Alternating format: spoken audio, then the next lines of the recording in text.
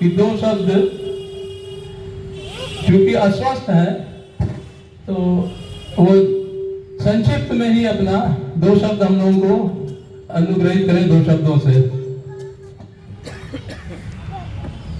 आदरणीय सभापति महोदय, हमारे क्षेत्रीय सभासद जी एवं हमारे बहुत ही निकटतम और हमारे सामने पैदा होने वाले पंकज भारद्वाज जी का, या जो उनके घराने में मैं सन 49-50 में पढ़ाता था, जबकि बहुत ही उम्र कम थी, और जो सम्मान इन लोगों ने किया और जीवन पर्यंत में यही काम करता रहा। और अंत में मैं थोड़ा सा संपूर्णानंद के ज़माने में कुछ कृपा हुई तो मैं सहकारिता विभाग में सर्विस भी पा गया।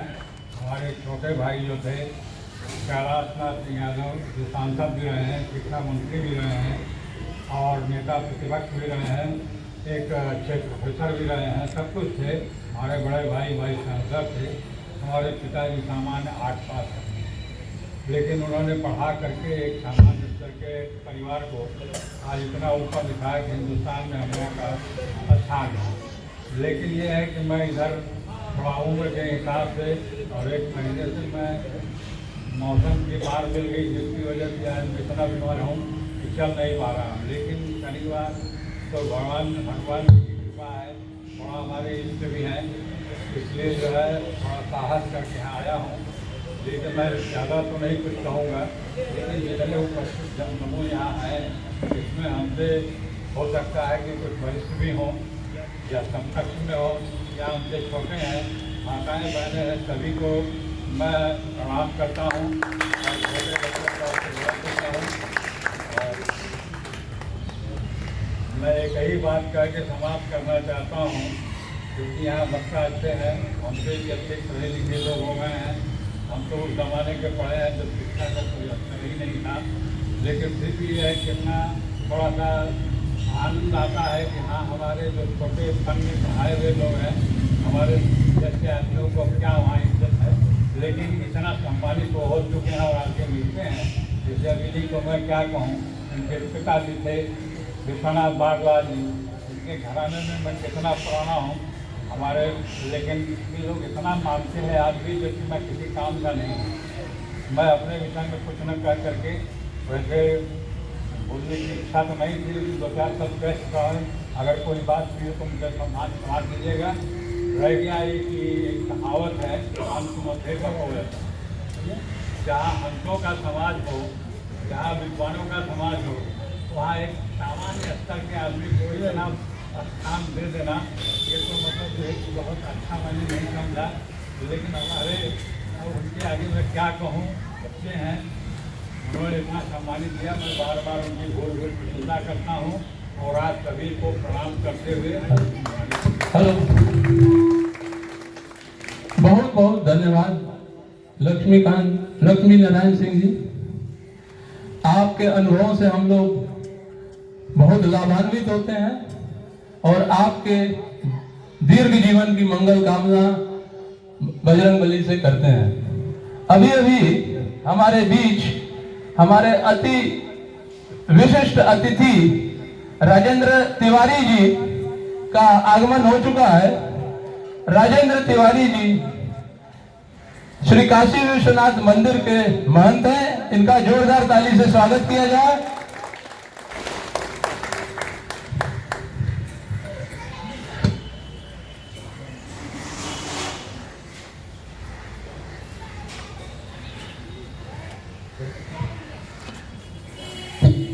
हेलो, मैं सतीश प्रजापति जी से निवेदन करता हूं कि राजेंद्र तिवारी जी का माल्यार्पण करके स्वागत करें। सतीश तिवारी जी राजेंद्र तिवारी जी का माल्यार्पण करें और जोरदार तालियों से स्वागत। राजेंद्र तिवारी जी हम लोगों के लिए बहुत ही मानिंद व प्रतिष्ठित व्यक्तित्व हैं। आप श्री काशी विश्वनाथ मंदिर के महंत हैं और श्री काशी विश्वनाथ मंदिर के महंत का आगमन ही हम लोगों के लिए बहुत सौभाग्य का विषय है। राजेंद्र तिवारी जी के बारे में मैं ये बताना चाहता हूं कि आपका राजनीति और धर्म दोनों पर समान रूप से अधिकार है। कोई भी चुनाव, कोई भी इलेक्शन होता है, चाहे वो बनारस हिंदू यूनिवर्सिटी में हो, चाहे शहर का हो, उनके प्रत्याशी राजेंद्र तिवारी जी से आशीर्वाद लेने अवश्य आते हैं और विजयी होने के पश्चात पुनः आशीर्वाद लेने आते हैं। राजेंद्र तिवारी जी का वेद पर, पुराण पर, श्रीमद् भगवत गीता पर, श्री रामचरित मानस पर, सभी पर समान रूप से अधिकार है और इनकी अमृतवाणी, आज हम लोग इनकी अमृतवाणी से, अमृत वर्षा से सराबोर होने का सौभाग्य हम लोगों को मिला है। तो मैं राजेंद्र तिवारी जी से आग्रह करता हूं कि अपनी अमृतवाणी से हम लोगों को सराबोर करें। राजेंद्र तिवारी जी, अभी संजय मिश्रा जी संभवतः उनको किसी आगे प्रोग्राम में जाना है, तो उन्होंने मुझसे आग्रह किया कि 2 शब्द बोलने का मुझे पहले मौका दिया जाए, तत्पश्चात राजेंद्र तिवारी जी को हम लोग बड़े सुकून से सुनेंगे। ठीक है, मैं अनुग्रह करता हूं संजय मिश्रा जी से कि 2 शब्द हम लोगों को संबोधित करें।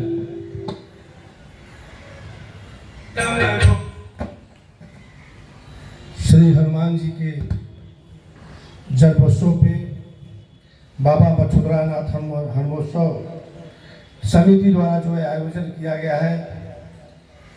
सबसे पहले आयोजक मंडल हमारे बड़े भाई परम आदरणीय गार्जियन स्वरूप पंकज भरद्वाज जी, आदरणीय मनोज भैया जो आज से नहीं बहुत दिनों से हमारे रिश्ते इनके परिवार से बने हुए हैं। जब कभी भी हम लोग संकट में, परेशानियों में आते थे तो एक नाम हम लोग के पास था, जो पिताजी का नाम था आदरणीय महेंद्र वकील साहब। जब भी कभी हम लोग आते थे, आज जब अपने भाई मित्र साथी कुंवर को देखा है तो उनके मूंछों की याद हमको फिर आ जाएगी। पिताजी मंच पे बैठे हुए हमारे छोटे भाई, यहाँ के पार्षद आदरणीय कुंवर वीरेंद्र सिंह जी, गुरु के रूप में विराजमान गुरु ब्रह्मा गुरु विष्णु गुरुदेव महेश्वर गुरु साक्षात परम ब्रह्म तस्मै श्री गुरुवे नमः, आदरणीय लक्ष्मीकांत जी, हम सबके गार्जियन स्वरूप, जब भी कभी हम लोग को कहीं भी परेशानियों या कभी भी मदद की आवश्यकता पड़ती है तो हम लोग को बबलू भैया याद आ जाते हैं। बबलू भैया हम लोग को निरंतर आशीर्वाद देने का काम करते रहते हैं। कहीं न कहीं कुछ आशीर्वाद देने की कमी था कि आज मैं विधायक नहीं बन पाया, कुछ न कुछ तो था। और सामने बैठे विद्वज्जन, माताएं बहनें, आज हम उस अपने आराध्य देव का जन्मोत्सव मनाने के लिए यहाँ पे एकत्रित है कि को नहीं जानत है जग में कब संकट मोचन बात। कलयुग में निश्चित तौर पे हम संकट के समय भगवान को याद करते हैं, और संकट मोचन कोई है तो इस पृथ्वी पे विराजमान अजर अमर देवता हनुमान।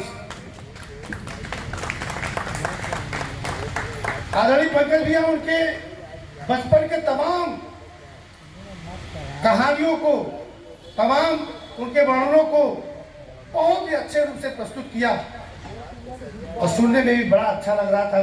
कुछ बातें हम लोग को नहीं जानकारी थी, उसकी भी जानकारी आपने दिया, आपको बहुत बहुत साधुवाद। लेकिन जब हनुमान जी की चर्चा हो, उनकी चर्चा तो इतनी लंबी है कि जहां से आप उठाइए, बचपन से उठाइए, उनकी बचपन कब बुढ़ौती कब जवानी, इसका तो हम वर्णन नहीं कर सकते। इसलिए वो अगर पवन के वेग से चल रहे थे तो लघु रूप भी ले रहे थे, तो अपने आकार को 32 से 64 योजन तक बढ़ा रहे थे। उनके विषय में हम लोग क्या कर सकते हैं? आज हम लोग के बीच में विराजमान है, कहीं न कहीं बैठे होंगे। हमें आपकी इतनी शक्ति नहीं है कि हम उनको देख पाए, लेकिन इस बात को हम जरूर महसूस करते हैं कि हमारे बीच में वो हमें आशीर्वचन देने के लिए जिस भाव से हम उनको देखना चाहते हैं, जिस भाव से उनका पूजा करते हैं, उस भाव से हमारे आपके बीच में हनुमान जी विराजमान रहते हैं। आज कलयुग में एक दृष्टांत आया था, मंचों में सुना गया था कि जब भगवान सारे अयोध्यावासी के लोग स्वर्ग की तरफ जब उनका जाने का यात्रा चालू हुआ भगवान राम को, तो हनुमान जी कह रहे हमारा क्या मतलब, ही क्या उसी चक्कर कि मैं आपके इतने संकट में काम आया, आपका जान पड़ा बचाया, मतलब आप हमको छोड़ के गए, ये कैसे? भगवान ने कहा कि अजर अमर का आशीर्वाद माता ने आपको दिया है।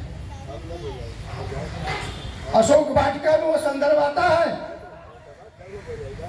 कि जब आप प्रकट होते हैं उस समय माता ने आपको अजर अमर का आशीर्वाद दिया, और उस आशीर्वाद को कैसे काट दूं?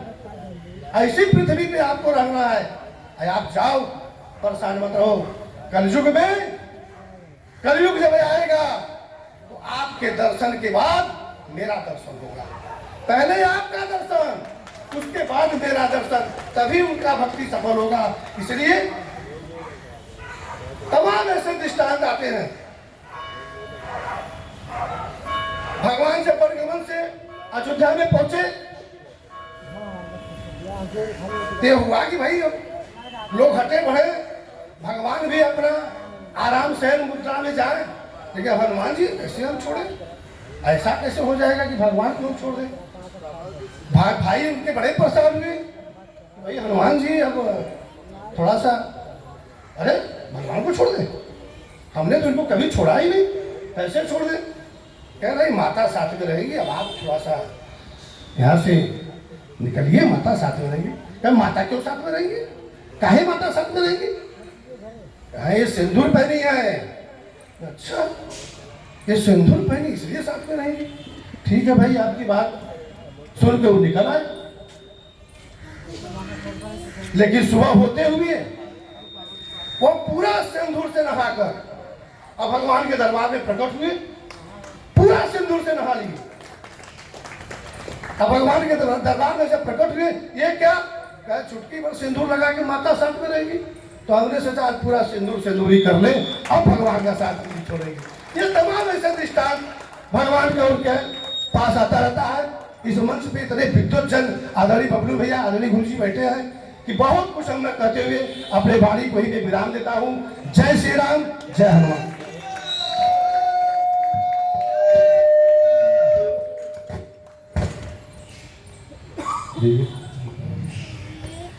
इतना ओजस्वी भाषण संजय मिश्रा जी ने अभी दिया और उनके प्रति हम लोग अनुग्रहित हैं। अब मैं अपने अति विशिष्ट अतिथि राजेंद्र मिश्रा जी से निवेदन करता हूं कि अपने ओजपूर्ण भाषण से, विद्वत्पूर्ण भाषण से हम सबको लाभान्वित करें। राजेंद्र तिवारी जी।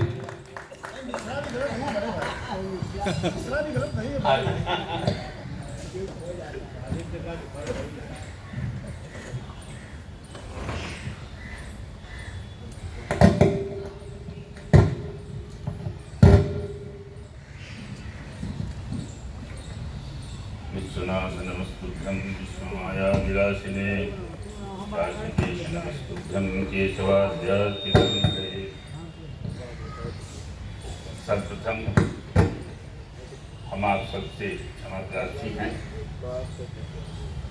कि बहुत लेट में हम पहुँचे। पंकज भारद्वाज जी ने समय की प्रतिबद्धता बताई थी, लेकिन मैं अपनी मजबूरी भी इनसे बताया था कि हमको सवेरे उठ के पूजा पाठ करने में थोड़ा समय लगता है, लेकिन फिर भी हम कोशिश करेंगे कि जल्दी से। और आज का दिन माता अन्नपूर्णा जी का धनतेरस का दिन है, तो वैसे भी गोदलिया से लेके चारों तरफ एकदम पूरा जाम, तो इसी तरह गली गली करके आपके बीच में उपस्थित हुआ, लेकिन देर हुआ, इसके लिए मैं क्षमा प्रार्थी हूँ।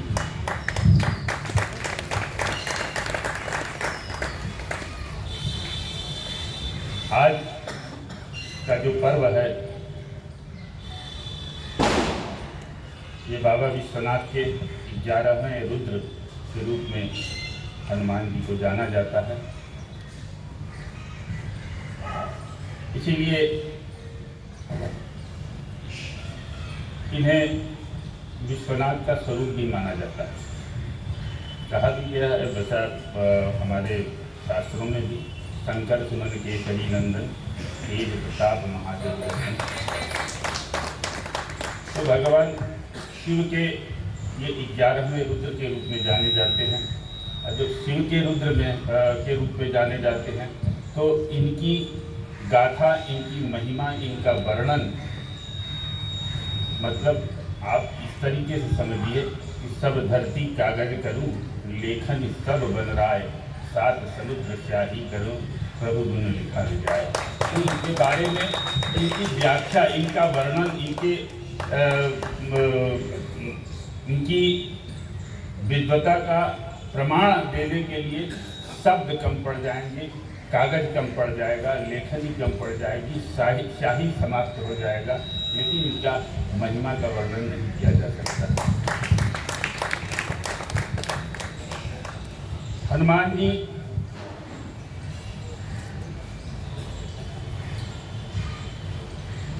इतने बलशाली होने के बाद भी कितने विनम्र थे, इसका प्रमाण आप सब लोग उनके हनुमान चालीसा से ही प्राप्त कर लेते हैं। एक चीज बताना इसमें जरूरी है कि रावण उस काल में पृथ्वी का सबसे विद्वान माना जाता था, और रावण को भी ज्ञान देने का काम एकमात्र केवल पूरे रामचरितमानस में हनुमान जी ने किया। भगवान राम ने भी लक्ष्मण को कहा है अंतिम समय में कि रावण अति विद्वान है, आप उससे कुछ नीति शास्त्र की शिक्षा ले लो, और लक्ष्मण गए। लेकिन हनुमान जी ने एकमात्र यही ऐसे थे जो रावण को भी ज्ञान देने का काम किए। इसीलिए हनुमान जी को विद्वान नहीं कहा गया, विद्यावान गुणी अति चातुर। विद्या का वर्ण करने वाला, विद्या पर को धारण करने वाला विद्यावान गुणी अति, और गुण में जिसकी कोई सीमा न हो, और चतुराई में भी जिसका कोई सानी न हो, वैसे हनुमान जी जो स्वयं शिव के प्रतीक हैं, तो उनको समझना और उनके बारे में समझना ये उनकी कृपा ही संभव करा सकती है। बिनु हरि कृपा मिले ही नहीं संता, तो बिना उनके कृपा से उनके बारे में जानना, उनके बारे में बोलना संभव ही नहीं है। तो हनुमान जी की व्याख्या कई ऐसे संदर्भ हैं जिस पर काफी दिनों तक बोला जा सकता है, लेकिन आज उनका पर्व है, आज उनका जन्मोत्सव है, आज का उनका जो प्राकट्योत्सव है, उस दिन पंकज जी ने इस कार्यक्रम को रखा है, और शायद उसी के संदर्भ में ही रखा है। और ये वास्तव में हनुमान जी के कृपा के पात्र सर्वप्रथम बनते हैं। और आज जो जैसे आपने कहा कि राजनीति और धर्म, समाज में चलना हो तो समाज को चलाने के लिए ये जो धर्म की व्यवस्था है ये सृष्टि की रचना के पूर्व ही कर दी गई थी। धर्म की व्यवस्था ही बताती है कि समाज में भगवान का अस्तित्व क्यों बना, क्योंकि अगर अधर्म होगा तभी धर्म का अस्तित्व रहेगा। अधर्म नहीं होगा कभी पृथ्वी पर तो धर्म का अस्तित्व कहां से होगा। अधर्म होगा तभी धर्म होगा और धर्म होगा तभी अधर्म होगा। ये दोनों एक दूसरे के पूरक हैं और इस व्यवस्था को संचालित करने के लिए सृष्टि का सृजन किया गया।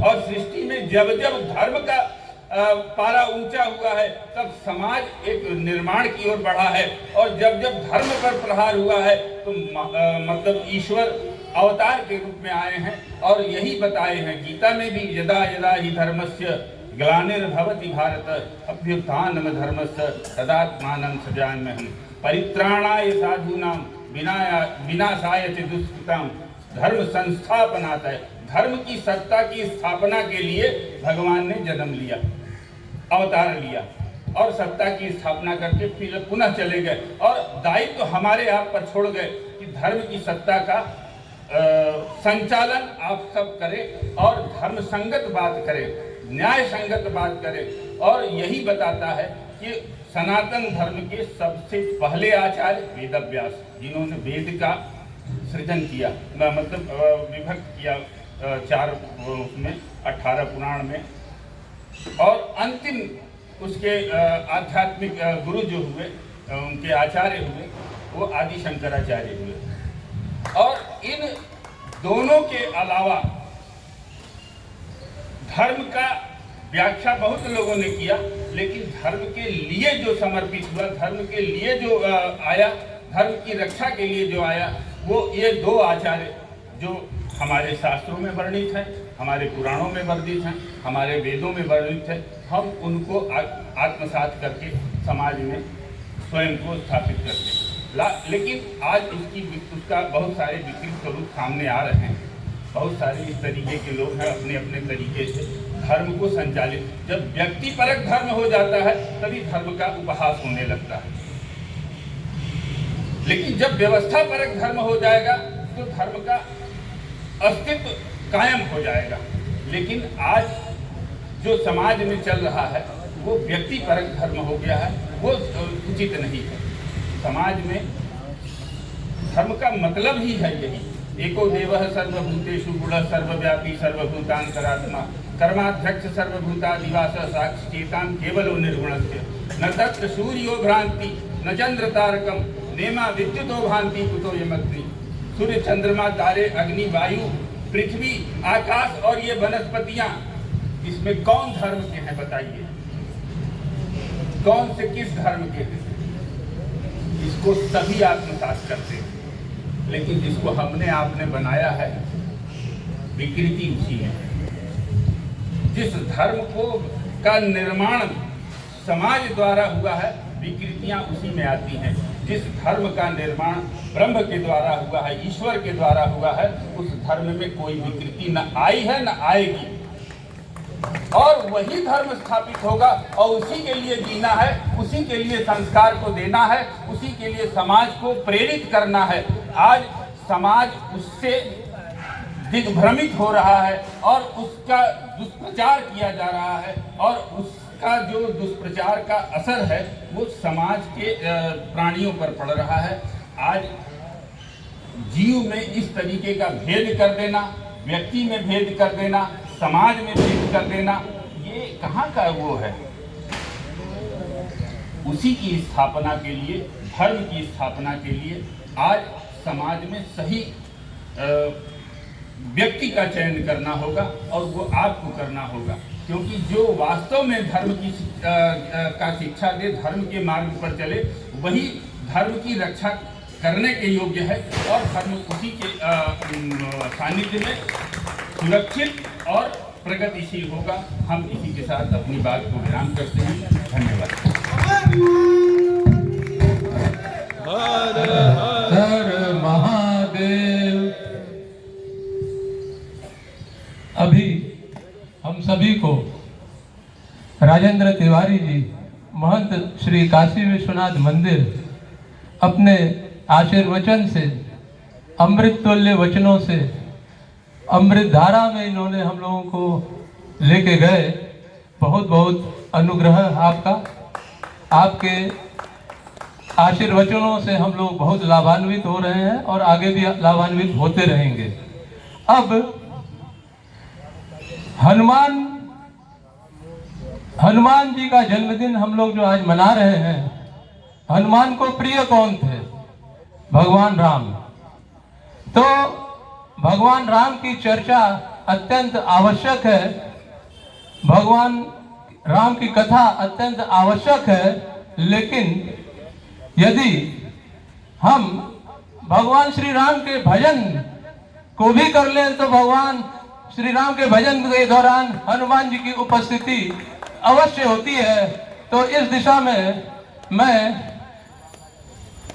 समृद्धि गुप्ता जी को आमंत्रित करता हूं कि स्टेज पर आए और हम सभी को भगवान राम के भजनों से सराबोर करें।